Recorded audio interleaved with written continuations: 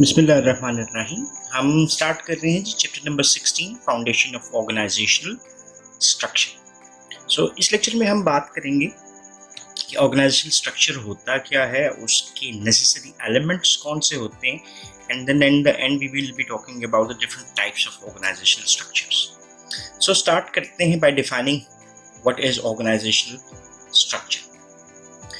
Organizational structure is defined as how job tasks are formally divided, grouped and coordinated। इससे सबसे पहले तो एक चीज़ अंडरस्टैंड करने की ज़रूरत क्या है, जॉब क्या होती है। जॉब किसको हम कह रहे हैं जी, बेसिकली एनी टास्क, रोल्स और रिस्पॉन्सिबिलिटीज जो किसी भी इंडिविजुअल को असाइन की जाती हैं, they are called as a job, जिसके लिए एम्प्लॉय आंसरेबल होता है टुवर्ड्स द मैनेजमेंट। अब हम कहते हैं जी फॉर्मल अरेंजमेंट ऑफ जॉब्स। एक और डेफिनेशन मैं आपके लिए रिपीट कर रहा हूँ, that is formal arrangement of jobs within an organization. Formal arrangement of jobs within an organization, तो फॉर्मली अरेंज करते हैं। ये हमने जी एक जॉब रख दी कि इधर सीईओ होगा, उसके अंडर ह्यूमन रिसोर्स मैनेजर होगा, देन उसके अंडर मार्केटिंग मैनेजर होगा, देन उसके अंडर हम रख देते हैं जी प्रोडक्शन मैनेजर आ गया, फाइनेंस मैनेजर आ गया, अकाउंटिंग मैनेजर आ गया, देन हमारे पास ये प्रोक्योरमेंट मैनेजर आ गया, एट्सेट्रा। हमने क्या किया, इसके बाद मार्केटिंग जो मैनेजर है उसके अंडर हमने जोनल मैनेजर्स रख दिए, and so on, and this is how this structure goes on, जैसे हम डायग्राम में बना रहे हैं। अब देखिए हमने क्या किया है कि फॉर्मली अरेंज कर दी है। इसी डेफिनेशन को जो अभी हमने देखी है, formal arrangement of jobs within an organization is called as organizational structure. इसको अब कन्वर्ट करते हैं, जो इस स्लाइड में दी गई डेफिनेशन है, how job tasks are formally divided, grouped and then coordinated. ये देखें ना, जहाँ पे हमने क्या किया कि फॉर्मल टास्क को फॉर्मली डिवाइड कर दिया, इन सब लोगों के बीच में कौन क्या करेगा, फिर ग्रुप कर दिया कि मार्केटिंग के अंदर जितनी भी जॉब्स हैं वो इकट्ठी कर दी, और फिर उनको कोऑर्डिनेट भी करवा दिया। तो this is what is called as organizational structure. Organizational structure जब भी हमने बनाना है तो उसके लिए कुछ की एलिमेंट्स हैं, इसको हम इंग्रेडिएंट्स ऑफ ऑर्गेनाइजेशनल स्ट्रक्चर भी कह सकते हैं, बिकॉज इनके बगैर शायद ये स्ट्रक्चर क्रिएट नहीं हो पाता। हमें सिंपलेस्ट फॉर्म ऑफ जो स्ट्रक्चर है उसमें भी ये एलिमेंट्स मिलेंगे। और जैसे हम कहते हैं जी हमने चाय बनानी है तो उसमें पत्ती, चीनी, दूध, पानी, इन चीज़ों के बगैर चाय नहीं बन सकती। सिमिलरली वो इंग्रेडिएंट्स जो हैं वो नेसेसरी होते हैं उस टास्क को परफॉर्म करने के लिए, और same is our task is to create a organizational structure. ये एलिमेंट्स क्या है जी, पहला एलिमेंट है, इसको हम कहते हैं वर्क स्पेशलाइजेशन। दूसरा एलिमेंट क्या है, डिपार्टमेंटलाइजेशन। तीसरा एलिमेंट चेन ऑफ कमांड। चौथा एलिमेंट स्पैन ऑफ कंट्रोल। पांचवा एलिमेंट सेंट्रलाइजेशन एंड डिसेंट्रलाइजेशन, और sixth element is basically formalization. Now we'll go into the detail of all these one by one. देखते हैं कि जी चीज़ें क्या हैं। की ऑर्गेनाइजेशनल स्ट्रक्चर जब हम क्रिएट करना चाहते हैं तो उसमें क्वेश्चंस क्या बनते हैं और उसके कुछ आंसर्स क्या हैं। की क्वेश्चन जो हमारे लिए पहला बनता है, to what degree are articles subdivided into separate jobs. ये इसका जवाब क्या बनेगा, वर्क स्पेशलाइजेशन। दूसरा question, on what basis will job be group together. तो जैसे हमने कहा था मार्केटिंग के लोग अलग, एचआर के लोग अलग, तो ये हमने डिपार्टमेंट्स बना दिए। तीसरा सवाल, to whom do individuals in groups report. ये क्या हुआ जी, चेन ऑफ कमांड बन गई। Fourth question, how many individuals can a manager effectively and efficiently direct, तो span of control. Fifth, where does decision-making authority lie, centralization or decentralization? To what degree will there be rules and regulations to direct employees and managers? That is what is formalization. ये एक तरह से कुछ key questions देखे गए और answers provide किए गए। इस सारे कॉन्सेप्ट्स को और बेटर अंडरस्टैंड करने के लिए, the moment we will be defining this all 6 elements, उसके बाद इस स्लाइड को अगर हम दोबारा देखेंगे तो it will create a more better understanding as well. What is organization structure में कंटिन्यू करते हैं जी। फर्स्ट आ गया हमारा, that is work specialization. Work specialization क्या है, बेसिकली ये एक कॉन्सेप्ट था डिवीजन ऑफ लेबर का, जो एडम स्मिथ ने इंट्रोड्यूस करवाया था, रेनाउंड इकोनॉमिस्ट, और उसने अपनी किताब में ये कॉन्सेप्ट दिया था, वेल्थ ऑफ नेशंस के नाम से उसकी किताब थी। सो डिवीजन ऑफ लेबर को उसने ये डिसाइड किया था कि हम लेबर को डिवाइड कर देते हैं in context of their work activities. जो इंडिविजुअल जो काम करते हैं वो करना उनके लिए मुनासिब है। जैसे हम कॉन्सेप्ट देते हैं कि दर्जी क्या करेगा, दर्जी कपड़े सिएगा और मोची जूता बनाएगा। So division of labour should be according to the specialization. So इसी को हमने मॉडर्न मैनेजमेंट में जब लेकर आए तो इसका नाम वर्क स्पेशलाइजेशन हमने रख दिया। That is the degree to which tasks in the organization are subdivided into separate jobs. So concept क्या बना हमारा कि हम टास्क को सब डिवाइड इस अंदाज में करते हैं कि वो सेपरेट जॉब्स बन जाएं, और सब डिवीजन की बेसिस क्या बनेंगी, वर्क स्पेशलाइजेशन के, एक इंडिविजुअल किस चीज में स्पेशलाइज्ड है। इसकी मॉडर्नाइज्ड एग्जांपल आपको, जैसे जी फॉर इंस्टेंस एक का बंदा एचआर का है, स्पेशलाइजेशन रखता है, वो एचआर के काम कर रहा है। दूसरा बंदा मार्केटिंग का है और वो मार्केटिंग के काम कर रहा है। तीसरा बंदा अकाउंटिंग का है तो वो अकाउंटिंग के काम कर रहा है। So this is how we have divided it. या इसको अगर आप देखते हैं तो जैसे जी एक बंदा कटिंग का है तो वो सिर्फ कटिंग करता है, दूसरा बंदा स्टिचिंग का है तो वो सिर्फ स्टिचिंग करता है। So that is also an example of work specialization.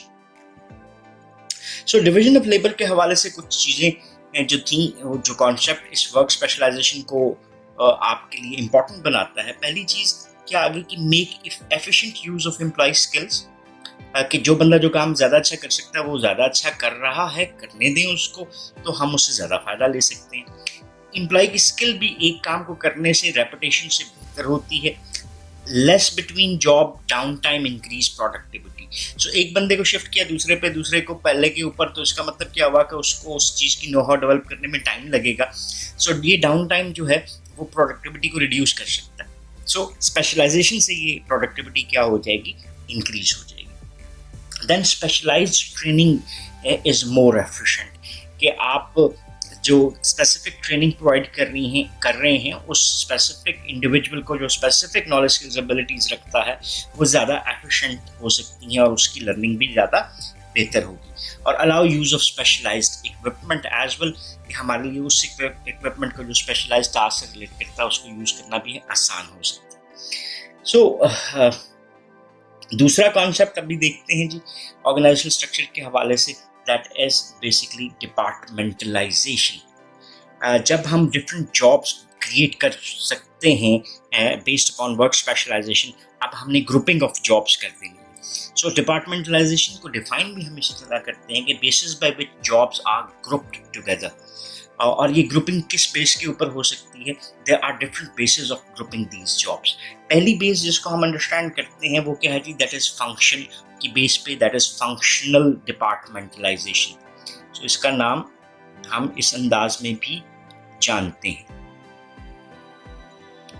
So this is called as functional departmentalization. और इसकी एग्जांपल हमने जो पहली दी कि ये हमने फंक्शंस क्रिएट कर दिए, एचआर, मार्केटिंग, फाइनेंस एटसेट्रा। दूसरी एग्जांपल हमारे पास जो ग्रुपिंग की बनती है वो क्या है, दैट इज प्रोडक्ट डिपार्टमेंटलाइजेशन, कि हमने प्रोडक्ट्स को सेपरेट कर दिया अकॉर्डिंग टू द डिपार्टमेंट। जैसे हम कहते हैं जी हमारे पास हैं रिटेल प्रोडक्ट्स, जो किससे रिलेट कर रही हैं, रिटेलिंग से रिलेट कर रही हैं। ये प्रोडक्ट्स जो हैं वो किससे रिलेट करती हैं, they are related with wholesaling. जैसे हमारे पास फार्मा में आ जाता है जी मल्टीविटामिन्स या एंटीबायोटिक्स। सो ये भी आपको क्या नज़र आ गई कि हमने प्रोडक्ट्स की बेस के ऊपर डिपार्टमेंट्स बना दिए। जैसे आपको नेस्ले में नज़र आता है कि उसमें एफएमसीजी प्रोडक्ट्स जो हैं उसमें मिल्क से रिलेटेड ब्रांड्स उनसी हैं वो फ़र्क हैं, फिर उसके बाद उनकी अदर प्रोडक्ट्स उनसी हैं वो डिफरेंट डिपार्टमेंट्स की सूरत में काम करती हुई आपको दिखाई देती हैं। दैन जी थर्ड आपके पास एस्पेक्ट आता है वो है ज्योग्राफिकल डिपार्टमेंटलाइजेशन। सो अभी ये ज्योग्राफिक डिपार्टमेंट्स क्रिएट करते हैं, ये हमारा जनाब कंट्री आ गया, और कंट्री को हमने डिवाइड किया नॉर्थ डिपार्टमेंट, हमारा साउथ डिपार्टमेंट, ईस्ट डिपार्टमेंट और ये वेस्ट डिपार्टमेंट। तो हमने ये ज्योग्राफिकल रीजन्स जो बना दिए, वो ज्योग्राफिकल रीजन्स हमारे सेपरेट डिपार्टमेंट्स की सूरत में काम कर रहे हैं। सो इसकी एग्जांपल हमें इस अंदाज में भी नज़र आती है, जैसे हमें सेल्स में, जैसे गुजरांवाला रीजन, गुजरात रीजन या लाहौर या कोई और आप रीजन कहना चाहें, तो these are examples of geographic departmentalization. Then हमें नज़र आती है फोर्थ जो इसकी डिस्ट्रीब्यूशन है, that is the process departmentalization. ये प्रोसेस डिपार्टमेंटलाइजेशन क्या है कि हम जो किसी भी फंक्शन है उसके डिफरेंट प्रोसेसेस को क्या करते हैं, हम सेपरेट कर देते हैं। जैसे एग्जांपल देते हैं जी, एक डिपार्टमेंट है जिसको हमने कह दिया स्टिचिंग डिपार्टमेंट, एक और है जिसको हमने कह दिया knitting department, cutting department. Then हमारे पास है जी डाइंग डिपार्टमेंट। सो हमने किसी भी प्रोसेस को क्या किया, उस प्रोसेस को सब डिवाइड कर दिया उसके डिफरेंट स्टेप्स के ऊपर। तो that is what is called as process departmentalization. और फिफ्थ बेसिस के ऊपर आपको नजर आता है जी कस्टमर डिपार्टमेंटलाइजेशन। सो कस्टमर हमारे किस किस्म के हैं, जैसे हम कहते हैं जी हमारे रिटेल कस्टमर्स हैं, तो रिटेल कस्टमर का डिपार्टमेंट अलग है। हमारे पास गवर्नमेंट कस्टमर हैं, उसका अलग है। अदर देन गवर्नमेंट इंस्टीट्यूशनल जो कस्टमर्स हैं उनका डिपार्टमेंट अलग है। So that's how we might be grouping the jobs. So it depends upon the organization कि वो डिपार्टमेंटलाइजेशन किन बेसिस के ऊपर क्रिएट करना चाहती है। ये तो हो गया जी हमारा दूसरा basic element. What is organizational structure में तीसरे एलिमेंट के ऊपर चलते हैं और उसकी हम बात करते हैं, that is termed as chain of command.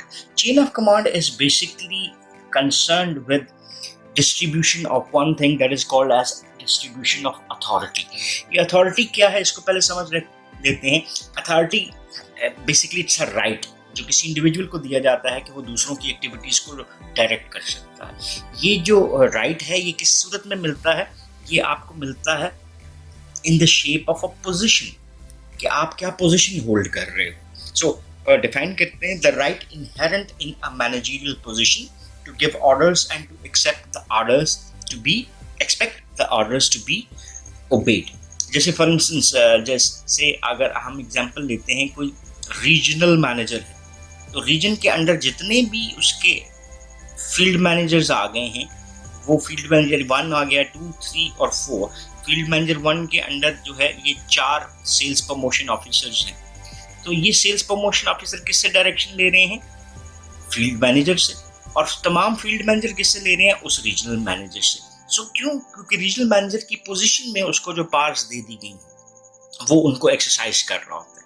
So distribution of authority. अब देखें आपको एक चेन बनती हुई नजर आ रही है। एसपीओ किससे लेता है, फील्ड मैनेजर से, फील्ड मैनेजर किससे लेता है, रीजनल मैनेजर से, रीजनल मैनेजर किससे लेता है, जोनल मैनेजर से, और जोनल मैनेजर किससे ले रहा होता है, शायद जो आपका एनएम नेशनल मैनेजर है, और नेशनल मैनेजर डायरेक्टली आंसरेबल होता है सीईओ को। ये क्या बन गई, एक हमने चेन ऑफ कमांड बना दी। और चेन ऑफ कमांड क्या बना कि अथॉरिटी की डिस्ट्रीब्यूशन,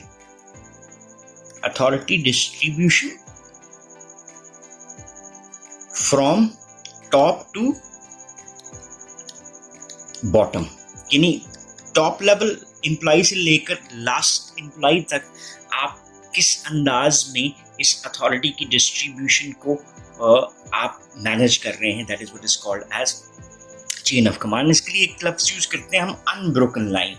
सो कहीं पे भी अथॉरिटी आपको ब्रेक होती हुई नजर नहीं आती, यानी कोई ग्रे एरिया इसमें नजर नहीं आएगा। So unbroken line of authority that extends from the top of the organization to the lowest echelon and clarifies who reports to whom, that is what is called as chain of command। अब chain of command में एक concept जो relate करता है वो है principal, हम इसको कहते हैं इसका, कि व्हाट इज दिस प्रिंसिपल। ये प्रिंसिपल है जी यूनिटी ऑफ कमांड, कि एक इंडिविजुअल जो काम कर रहा है उसके नंबर ऑफ बॉसेस कितने होंगे। यूनिटी कहते हैं हम वन को। सो यूनिटी ऑफ कमांड ये कहता है कि the one employee which is working must only report to one boss, so one superior to whom he or she is directly responsible होना चाहिए। अदरवाइज इसमें हम एम्बिग्विटीज क्रिएट कर सकते हैं जो कि ऑर्गेनाइजेशनल वर्किंग में फ्रूटफुल नहीं साबित होता। इसी को आगे लेकर चलते हैं और देखते हैं fourth element that is termed as span of control. The number of subordinates a manager can effectively and efficiently direct is called as span of control. Simply defining it कि एक मैनेजर के अंडर कितने employees easily manage हो सकते हैं कि हम उनसे जो डिजायर्ड आउटकम है वो अचीव कर सकें, ये उसका स्पैन ऑफ कंट्रोल कहलाता है। दो किस्म के स्पैन ऑफ कंट्रोल होते हैं, एक को हम कहते हैं नैरो स्पैन और दूसरे को हम क्या कहते हैं, वाइड स्पैन। कॉन्सेप्ट ये कहता है कि wider spans of management increase organizational efficiency. मैं आपके लिए बनाता हूँ, जैसे नैरो स्पैन एक मैनेजर और उसके नीचे हमने 5 सबॉर्डिनेट रख दिए, वाइड स्पैन में एक मैनेजर और उसके नीचे हमने चले जी 2 2 4 5 6 7 8 चले 9 एम्प्लॉइज रख दिए। ये क्या है, ये वाइड स्पैन है और ये एक नैरो स्पैन है। मीन्स वाइडर स्पैन में आपके ज़्यादा एम्प्लॉइज सबॉर्डिनेट की सूरत में मौजूद होते हैं एज अ कंट्रोल एलिमेंट, और जो नैरो स्पैन है उसमें निस्बतन कम एम्प्लॉइज मौजूद होते हैं। नैरो स्पैन के ड्रॉबैक्स क्या हैं कि एडिशनल लेयर जो आपको मैनेजमेंट की मिलती हैं उसकी सूरत में आपको एक्सपेंस ज़्यादा बर्दाश्त करना पड़ता है। कम्प्लेक्सिटी इसमें इंक्रीज हो जाती है रिगार्डिंग कम्युनिकेशन, कि एक से मैसेज किसकी तरफ जा रहा है जी, दूसरे की तरफ, दूसरा डायरेक्ट करता है तीसरे की तरफ और तीसरा फिर डायरेक्ट कर रहा है चौथे की तरफ। उसमें मैसेज लूज हो सकता है, डिलेड मैसेज आपको और उसके ऊपर डिलेड डिसीजन मेकिंग मिल सकती है। और encouragement of overly tight supervision, इसको हम कह सकते हैं overly tight supervision might be micro management. मैं शॉर्ट लिख देता हूँ। माइक्रो मैनेजमेंट क्या है कि each bit of activities of any individual is being watched and directed. तो वो किसी भी क्रिएटिव एम्प्लॉय के लिए इतना अच्छा साबित नहीं होता। It might end into the discouragement of employ autonomy. इसको थोड़ा सा देखते हैं हम इस डायग्राम से। मेंबर्स एट ईच लेवल, ये हम देखते हैं सबसे पहले, that is a narrow span. ठीक है, नैरो स्पैन क्या बना, एक मैनेजर, उसके अंडर कितने मैनेजर हो गए, 4। 4 बाय 4 करते हैं तो क्या आ गया जी, 16। 4 मैनेजर्स के under 16 managers, then multiplied by 4, then 64 managers, then multiplied by 4, क्या आ गए जी 256 मैनेजर्स, देन मल्टीप्लाइड बाय 4 आ गए 1024 मैनेजर्स। अब ये जो जितना हिस्सा है हमारा, इसको हम सम अप कर लें तो हमारे पास ये कौन से लोग हैं, these are all managerial employees. These are all managerial employees. और ये 4096 नहीं 1024 ज़रब 4 4096 ये ऑपरेटिव्स आ गए। यहाँ पे देखते हैं स्पैन ऑफ 4 में ऑपरेटिव 4096 है और मैनेजर्स 1 2 3 4 5 6 लेवल्स बने और उन पे 1365 मैनेजर आ गए। ये देख लें आप, ये मेजर है highest level to the lowest level. अब एज्यूम करते हैं हम span of 8, 1 into 8, 8 into 8 is equal to 64, then multiply by 8 is 512। अब यहाँ पर आपको क्या नजर आया कि लेवल्स कितने हैं, 1 2 3 और 4। स्पैन ऑफ 8 में ऑपरेटिव्स कितने हैं, सेम 4096, लेकिन नंबर ऑफ मैनेजर्स इन सब को अगर हम सम करते हैं तो 585 आ गए। इसी कॉन्टेक्स्ट में आप देख सकते हैं कि इसकी ये नैरो था और ये वाइड स्पैन है, और वाइड स्पैन की कॉस्ट क्या होगी, वो निस्बतन कम होगी, लेकिन इसकी कॉस्ट निस्बतन आपको ज़्यादा नज़र आती है। यहाँ पे आपको टाइट कंट्रोल नज़र आता है और यहाँ पे आपको ज़रा लूज कंट्रोल नज़र आता है। लूज कंट्रोल तो नहीं कहना चाहिए इसको, लेकिन हम एक मोर फ्लेक्सिबिलिटी दे सकते हैं। देयर आर कंडीशन जिसमें हम ये कह सकते हैं कि किस सूरत में नैरो स्पैन बेहतर है और किस सूरत में वाइड स्पैन हमारे लिए बेहतर हो सकता है। जैसे अगर आपके हाईली स्किल्ड एम्प्लॉइज हैं तो आप वाइड स्पैन रख लें, और अगर लोअर स्किल्ड एम्प्लॉइज हैं, लोअर लेवल है उनका केएसए उसका, तो फिर आप टाइट कंट्रोल रखना चाहेंगे तो आप शॉर्ट स्पैन जो है नैरो स्पैन है उसको यूज़ कर सकते हैं। अगर एम्प्लॉइज जियोग्राफिकली डिस्पर्स्ड एरियाज में मौजूद हैं तो फिर आप नैरो स्पैन रख लें, और अगर जियोग्राफिकली कंसंट्रेटेड एरिया में है तो फिर आप वाइड स्पैन की तरफ जा सकते हैं, and many more things like that.